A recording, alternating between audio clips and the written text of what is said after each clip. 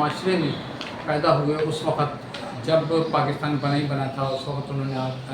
اس سے پہلے آنکھ کھلی تھی، اور پھر وہ یہاں پر انہوں نے پورا پاکستان کی تاریخ کو دیکھا۔ 67 میں وہ پیپلز پارٹی میں شریک ہوئے، لیکن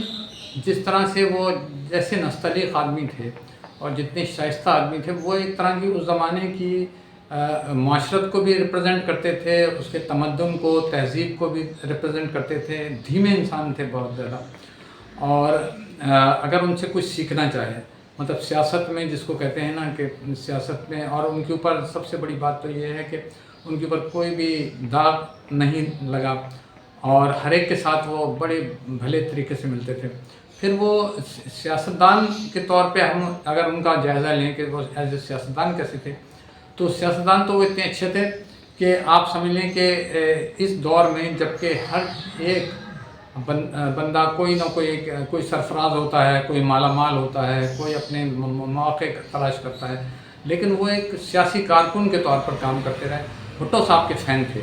اور وہ روٹی کپڑا مکان، اور وہ اس دور کے جب بھٹو صاحب نے پیپلز پارٹی بنائی 67 کے اندر، تو وہ اس وقت سے ان کے ساتھ لگے رہے۔ لیکن پیپلز پارٹی کا اپنا ایک رنگ ہے، اس میں بے شمار لوگ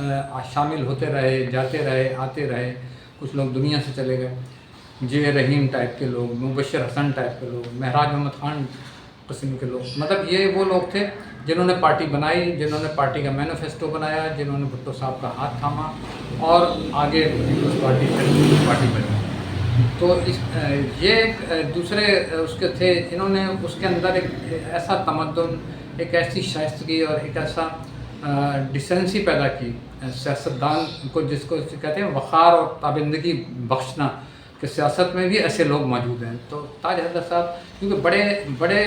شخص کے بڑے بیٹے، بڑے انسان کے بڑے بیٹے تھے وہ، اور ان کے والد صاحب بھی ان کا تو ایک کیریئر ہے وقت میں کہ وہ بہت بڑے انسان تھے۔ اسی طرح انہوں نے جہاں تک ان کا ٹی وی کا تعلق ہے تو وہ ادیب بھی تھے، لکھتے بھی بہت شاندار تھے، باعلم انسان تھے، ٹی وی ڈرامے بھی لکھے انہوں نے، اور صداکاری بھی کی، اداکاری بھی کی۔ تو وہ بڑی ہمہ جہت شخصیت تھے ایک طرح سے۔ اب وہ دنیا سے چلے گئے، لیکن وہ ایک لیگیسی تو چھوڑ کے گئے ہیں کہ بھئی بندے کو ایسا ہونا چاہیے۔ میں تو بڑا رشک کرتا ہوں، سچی بات ہے، ان سے جب بھی ملتے تھے تو یہ بڑی بات تھی کہ پاکستانی جیسی سیاست میں اور سندھ کی سیاست میں خاص طور پہ رہتے ہوئے انہوں نے اپنے دامن پہ کوئی دھبا نہیں لگنے دیا، کوئی داغ نہیں لگنے دیا، اور کوئی بھی یہ نہیں کہہ سکتا کہ انہوں نے یہ کیا وہ کیا، ایسا کچھ بھی نہیں تھا۔ جبکہ سب لوگ اپنی گنگا میں ہاتھ دھوتے رہے